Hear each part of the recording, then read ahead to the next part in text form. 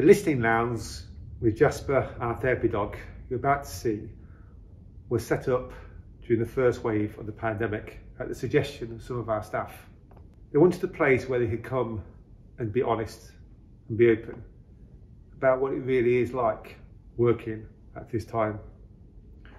Staff are never forced to attend, they choose to attend, and that's really important because it's a place where they can be honest, where they can feel safe, and where they can speak their truth.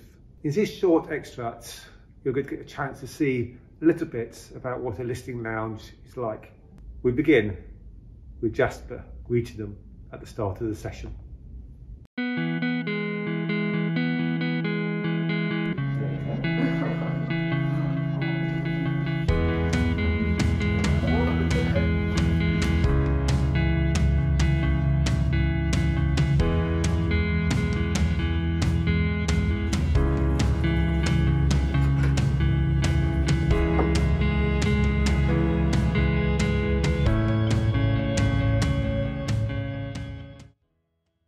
For me, this is really a place where you can be you.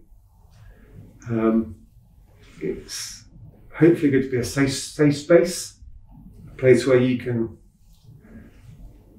say how the last few months have been for you and the thoughts of the future. I think one of the things to kind of recognise is that you guys are in the middle of the health service at the worst time in its history. And it's going to affect all of us.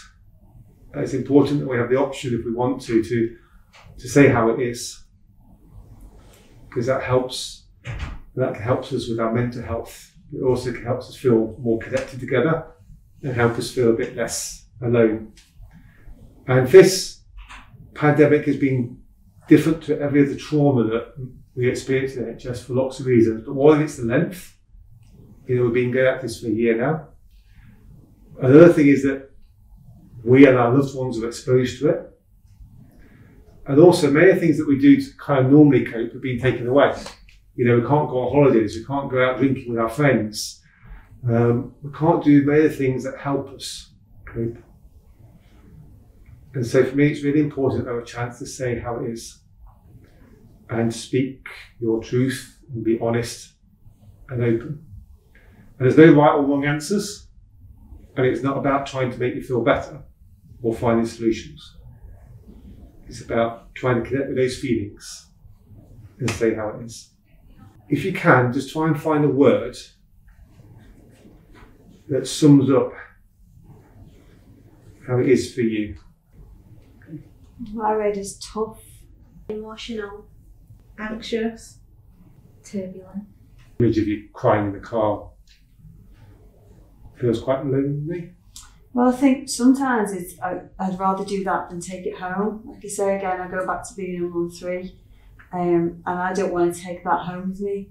So I kind of have to leave that in between work and home, and that's where I offload it a little bit, I think. Yeah. So that's where you are you, really. Yeah, absolutely. Because in work you're the nurse. Yeah. At home you're mum. That's where I've been the worst for feeling like, can I actually do this? Am I actually cut out to do this? Whereas I know I am, because that is exactly what I want to do, but it's just always in the back of my mind. A few of you mentioned them almost like when you go and see patients, that you almost feel like you might be contaminated. Yeah. And I don't mean that, but you'll agree, so it wasn't good to say that. Yeah.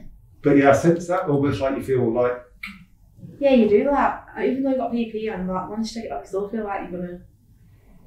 I don't know. I feel like I can wash my hands for that as long as I can, and I feel like I can still spread it to people.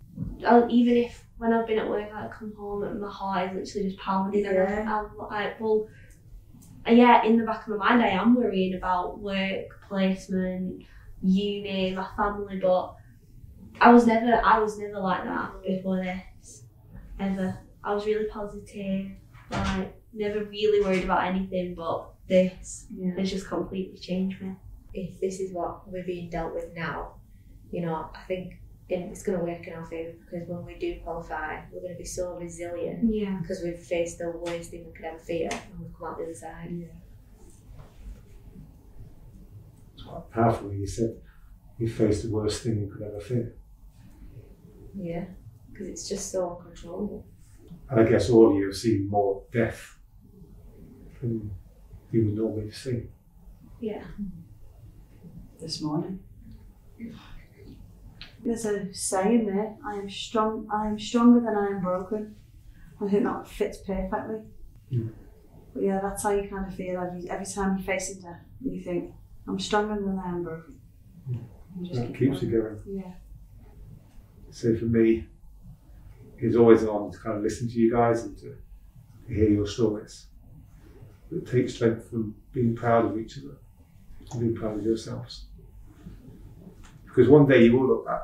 One day you'll look back to tell your grandkids, I did that. Yeah. I was there, and it was horrible. And there will be stories that you can't tell anyone else outside this place. And there'll be stories and there'll be images that will stay with you forever. And none of us will be the same coming out of this as what we went in. But you have done your best. We recognise it's tough for our students. It is important we listen and reach out to all our students. We need to provide restorative supervision, time to heal, time to reflect and discuss their experiences, their worries and challenges, and most importantly, their difficulties. We need to provide listening lounges, wobble rooms, safe space, where students can come together and be empowered and be listened to and supported. Students are the next generation of our workforce. It's so important that we look after them.